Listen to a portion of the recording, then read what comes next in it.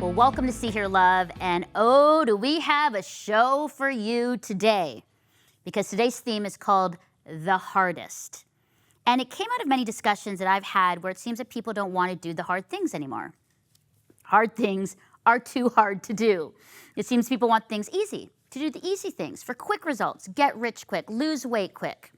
So I thought I'd bring this topic to you, our viewer and listener, and to this incredible panel, which I'm going to introduce in just a second, so that we can have a healthy, inspiring, encouraging conversation about the hardest things and why they actually could be the best things for us. So welcome, Sharon Nemhard, speaker, author, social justice advocate. Welcome. I'm a little... Are you ready? Yeah. I was just like, oh. I know. Tough topic. Joanna LaFleur, welcome, executive director of Word Made Digital. Thanks. Glad that you're here. Let's dig in. Let's dig go. in. And Judith McCartney, speaker, senior pastor, and nonprofit builder. Welcome. Let's do it. All right, so and we have sort of assigned the hardest questions, which Cheryl, you're right off the top. Yeah, girl. Let's start with Come you. on. Okay. Here we go. What's the hardest feedback that you've ever received?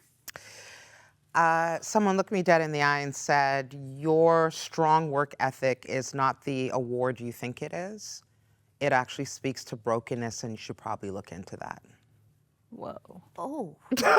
Wow. Wow. Wow. Yeah. Okay. Your reaction was what I was just like, Okay.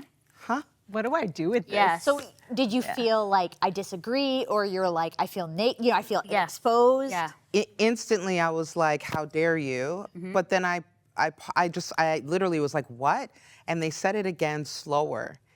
Your constant drive is not the award or the, sort of feather in your cap that you think it is.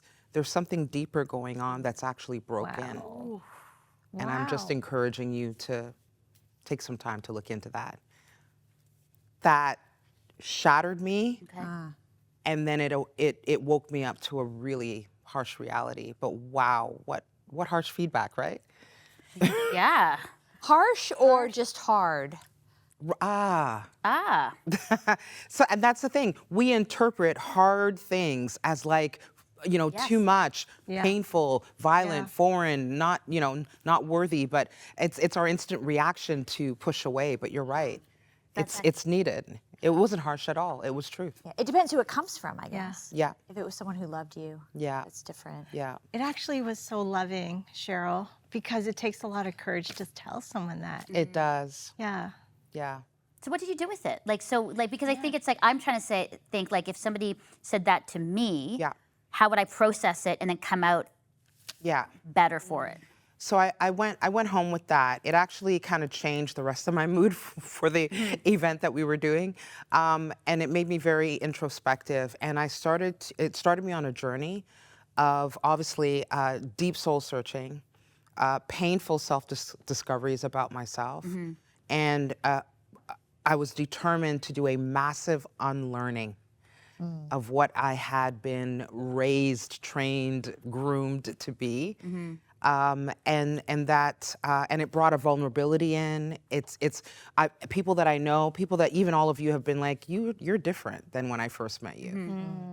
There is a big difference. I've tuned all the way down.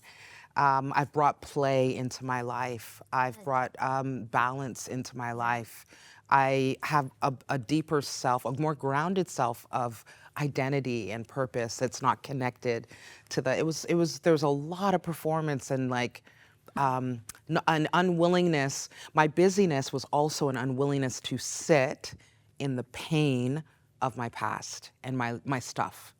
I just want to keep it moving, keep it moving, keep it moving. I don't know if you can understand that. And so work numbed it out. Work was too busy. It drowned it out. And so I had to face me. I had to face me, and that feedback helped me launch the journey of that. It's good. Yeah. Wow. That The sounds, hardest. sounds hard. Yeah. Sounds hard. That is hard. Yeah. That is It was hard. The hard. hardest feedback you've ever Yeah. received. Okay. Wow. Judith, the hardest choice you have ever had to make. Oh, guys, this one is hard because it's hitting. It's hitting my heart right now, and I feel tears. Oh, gosh. It's not using my voice. Not using my voice in my personal life, not using my voice in my professional life. And just recently, I read an article about when you overserve in your life and you're always there for people and you're the one who's the point person for everything. Yeah. Right. It's probably about trauma. Yeah. And when I was 11, I lost my mom suddenly. And I went into that role of caring for people. So I feel like I lost my voice at 11. And all I did was serve. All I did was do what everybody else needed for me to do. And I have lived a lot of heartache because of that. That was a hard choice to put me last. And we don't have to be last. We actually can, in tandem, still help people, still serve, be an expert at what we do, love what we do, but also be me and love me and know that it's okay just to be me. Yeah. So, sorry, was the hardest choice putting you first or the hardest choice choosing to put you last?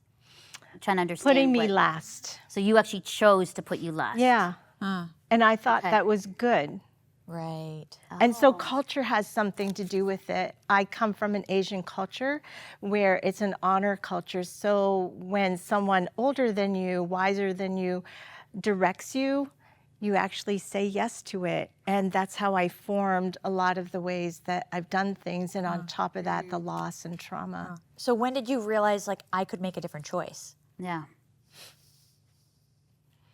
I don't know if I really fully understand it, I'll be honest. But I have healthier ways of doing things. And I feel like my family helps me to do that. Yeah. Yeah. They're close. They're like a mirror sort of, here's the choice. Yeah. And my wonderful daughter, Victoria, is becoming a therapist. And she's very good at directing me and blessing me with those things. Yeah. Truths. Wow. Yeah. That's good. Joe, Yes. the hardest part of following Jesus. Well, it depends on when you ask. But the thing that I'm thinking about in the most recent season of life is I didn't realize when I was younger that choosing this, like those who started with me wouldn't finish it with me. I think that's been one of the hardest things.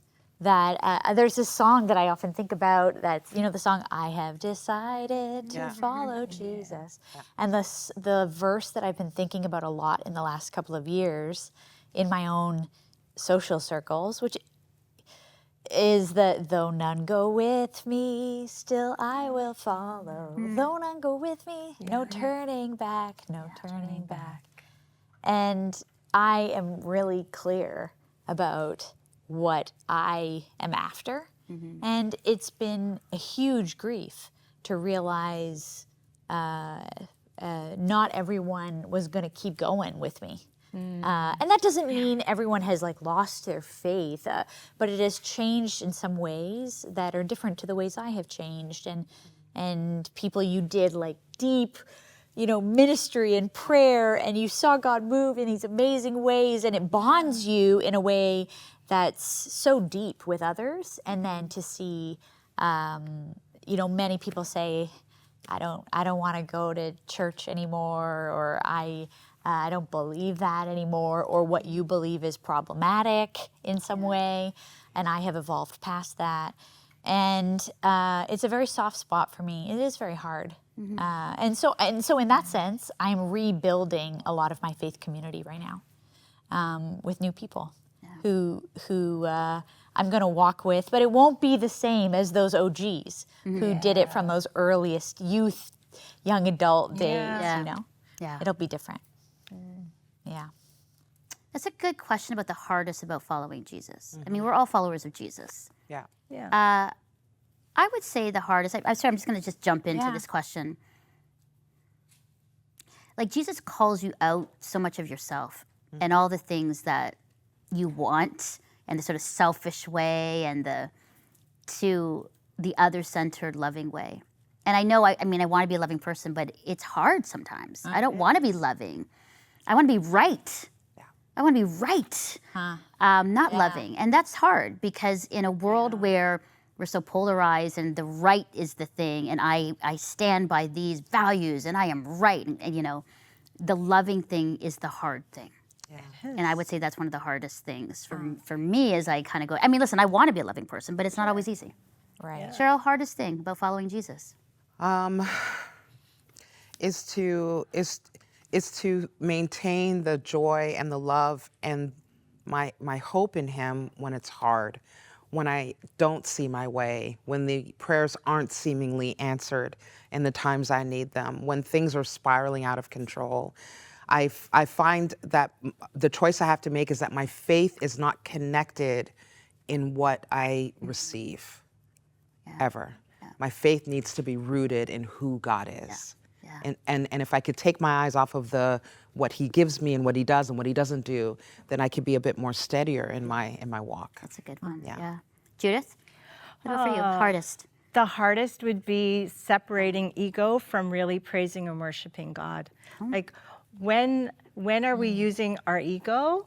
When are we truly giving glory to God with what we're serving him with?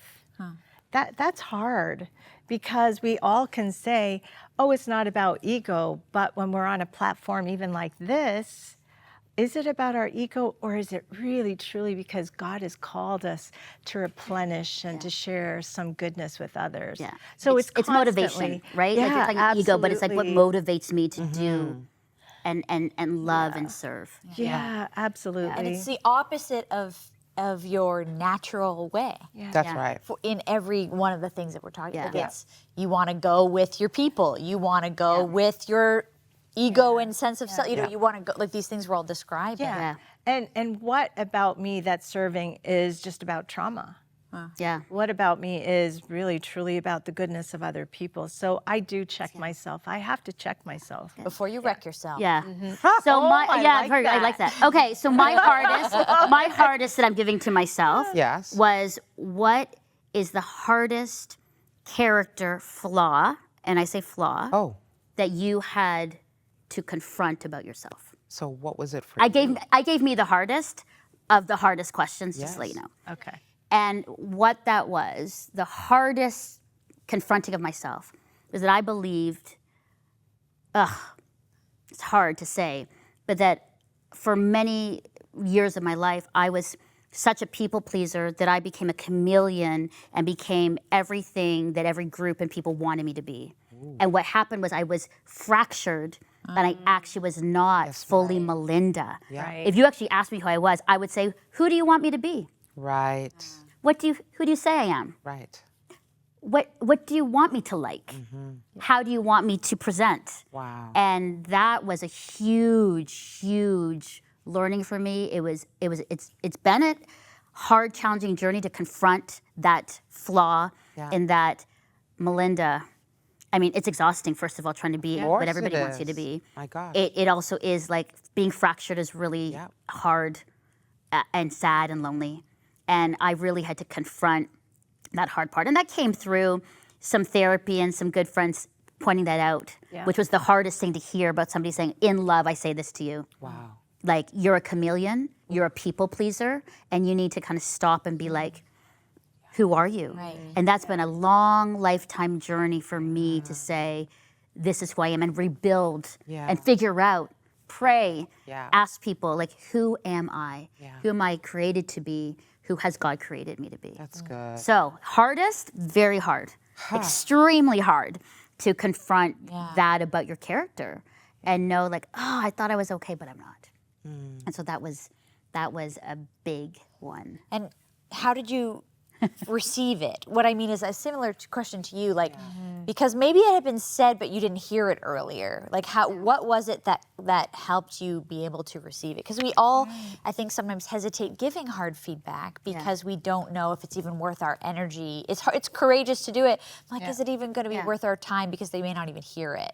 Like, what do you think it is that allowed you to hear it? Well, partly it's funny. It's like, your parents say it, and you're like, I don't want to listen to my parents. Yeah. They're just my parents. Yeah. But my parents said it. And then what I think what it was, Joe, it's a great question, is that there was a consistency of people identifying it and people who I loved and trusted. Right. And that's the difference. Okay. right. If there was somebody who kind of like parachuted in and was like, Right. Yeah. I see this, and they say Right. it You're out hearing of, variations of the same thing. yes. Yeah. If it was out of jealousy or big. control, Yeah. There's a pattern. totally different. But Yeah. when you see people Yeah. loving you Yeah. to say it, Yeah. you go, okay, Okay. I need to identify that hard thing. That's good. Very, very hard. It stays with you, doesn't it? It does, but it doesn't Yeah. hold me. It doesn't, Yeah. it's not consuming. I'm aware of it because I can be very chameleon-like and can do that. Yeah. But in identifying it, working through it, praying through it, I've been able to get to the place of this is me. Yeah. You know, and you got to love all of this. You know, this is me. So It lots of launches good, us. lots of good hardest. Yep. But when we come back, so we want to show you more about who See Here Love is, how we're creating belonging and connection with women across Canada, who we are, what we're about, and how you can join our community. So when we come back, we're going to talk about how these hard things have shaped us, how they've challenged Right. us, Yeah. how they've actually made us better, and that the hard thing can actually be the best thing for us. So take a look at this. See Here Love was launched in 2017 as a web show. And today, we are reaching millions through TV shows, podcasts, events, weekly newsletters, and multiple digital platforms, sharing the good word and our faith stories with courage and vulnerability. Systems can erase women in all kinds of Yes. ways. But that's not the heart of God. See Here Love is more than just a show. This is the most diverse and inclusive women's show in Canada. You sought to make this space reflective of the kingdom of God. It's a safe place of belonging. I think many times women hit my season of life. Children have moved out in retirement, and what does that look like? And you have to kind of come back to discovering that you're not done yet. Where we amplify diverse Canadian voices. I've got the entire world crashing down on me. I'm gonna close it all, open the Bible. And lean in and learn from one another. We're not perfect. It's linked to burnout and anxiety and depression. The only person that was ever perfect was Jesus. Where we listen and talk about hard things. What are people gonna think when I'm bringing forward like perimenopause and menopause and admitting openly that I'm struggling, and encourage each other through our grief and losses? For me, I am grieving my son. What I'm learning is not so much how to move on from this, but how to move forward with it. And where we celebrate our wins. If you look around this table, you see so many skin colors, you see so many different age groups, and I think that's so beautiful because there's not a lot of spaces where I go where I see this, especially with women. Where women come together to know that you are seen, you are heard, and you are deeply loved by God. Will you join us in our mission? Your support is vital to the continued growth and impact of See Here Love. And we want you to be a part of what God is doing through See Here Love. God is a God who keeps his promises. Donate so we can keep creating inspiring content, host meaningful events, and expand our reach. Pray that more women will know that they're not alone in their struggles and will grow deeper in their relationship with Jesus.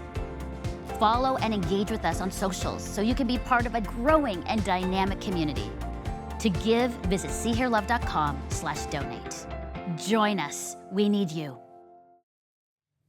I love this conversation about the hardest. And again, it's because I believe we have to do hard things to get where we are now. That sometimes the hardest things can be the best things. So while we were doing the promo, we were kind of chatting about what are the hardest things that we've actually gone through. Anyone want to share? Because I think that's like, what is the hardest thing we've gone through that we've been faced with? And Cheryl, I know you're like, I got something. Yeah, the hardest thing that I went through recently connected the dots for the hardest thing that I've ever gone through, which I don't really talk about a lot. But in 2020, it was COVID had just landed with a crashing thud everywhere, and it was one of those weird hard times because some people were on board, some weren't, some didn't understand the magnitude, some made light of it. And in my demographic of Black and brown people, they were dying from this thing. And I lost 7 people, 7 deaths. couldn't even go to the funeral. Some went, some virtual. We couldn't even grieve for people the way we wanted to. Couldn't say goodbye the way we wanted to. And that carried right through until December 26th when I lost my mother-in-law. And I realized that I pushed grief down, and I have pushed grief down my entire life. I soldiered through 2020 with it was 7 fresh deaths, if you will, and still was being called on because there was also a racial sort of like pandemic happening, and being called by the church to speak to it, to give tools, to cool the fires down in churches everywhere, give us answers and tools. And I'm grieving and I'm doing all this work. And so pausing to let the grief come up brought the big grief of my childhood molestation and abuse. I knew that and that's why I had pushed things down, because I knew if I let it out, it's all coming out. But it was important. It was the hardest thing to do, but I'm healed and I'm a changed person on the other side.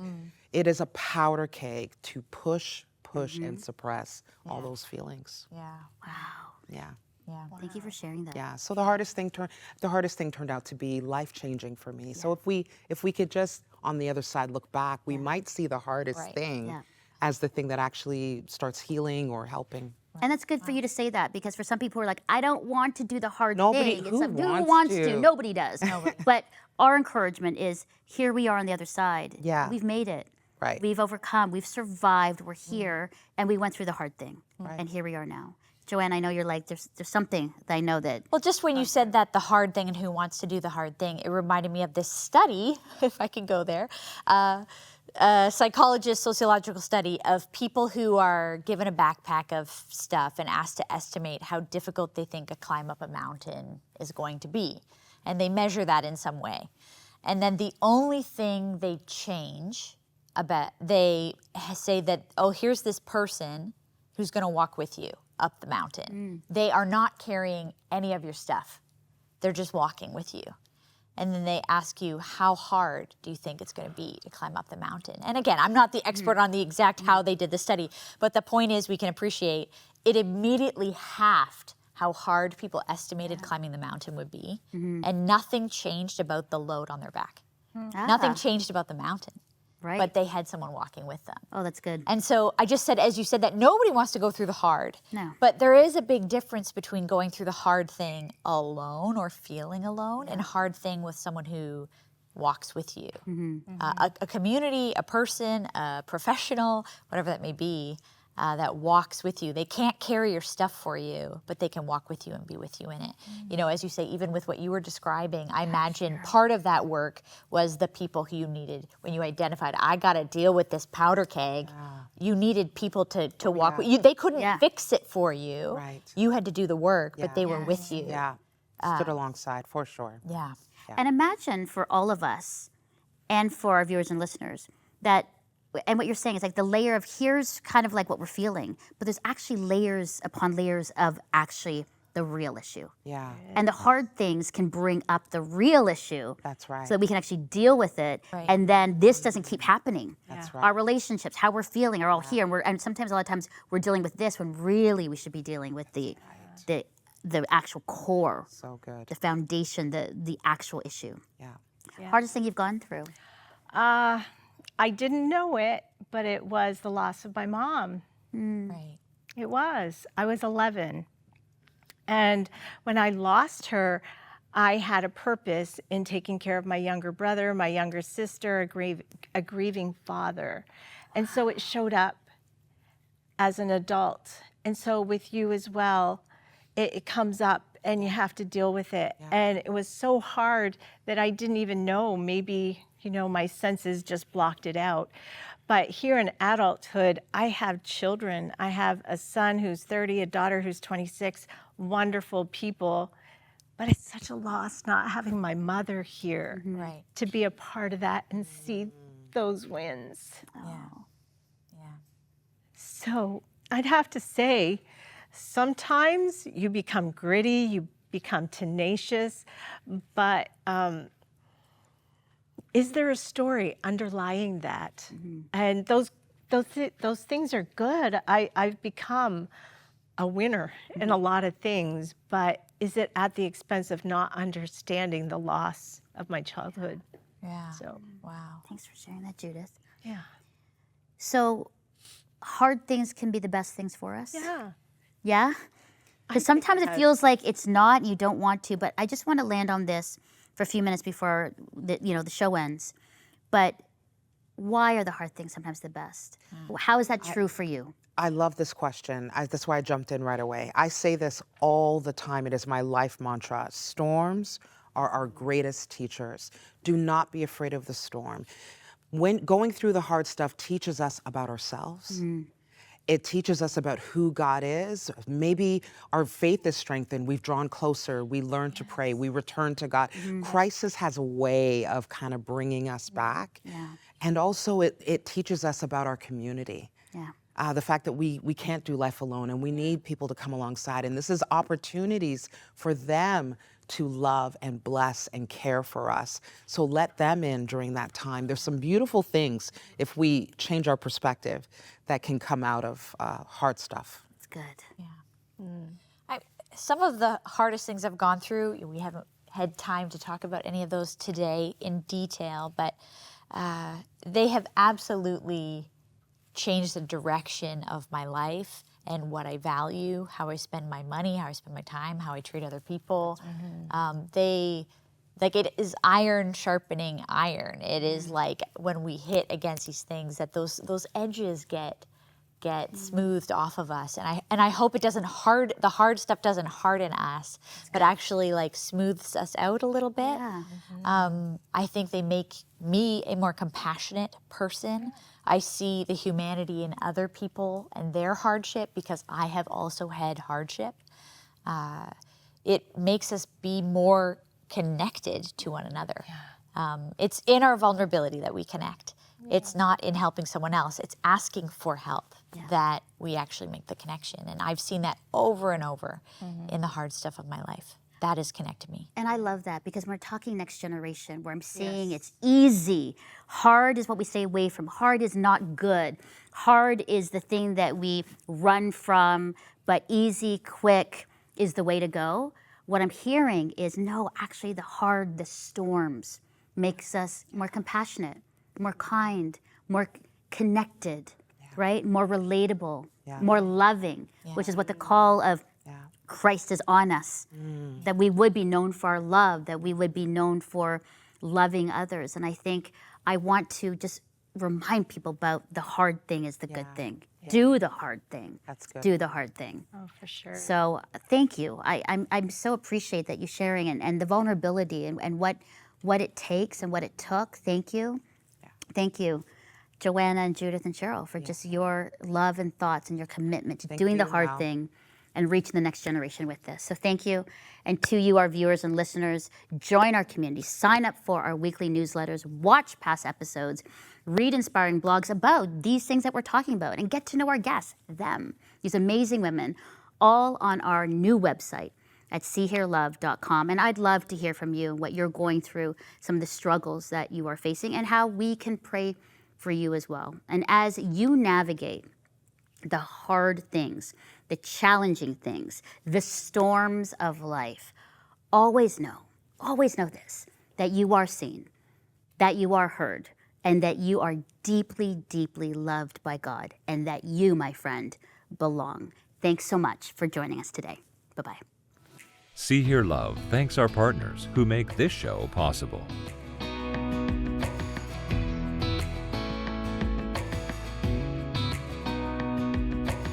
Thank you for your ongoing support of Crossroads, a supporter-funded, nonprofit organization and member of the Canadian Centre for Christian Charities.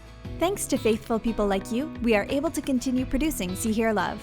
You can write to Crossroads, P.O. Box 5100, Burlington, Ontario, L7R 4M2, or visit crossroads.ca to learn more about our programs.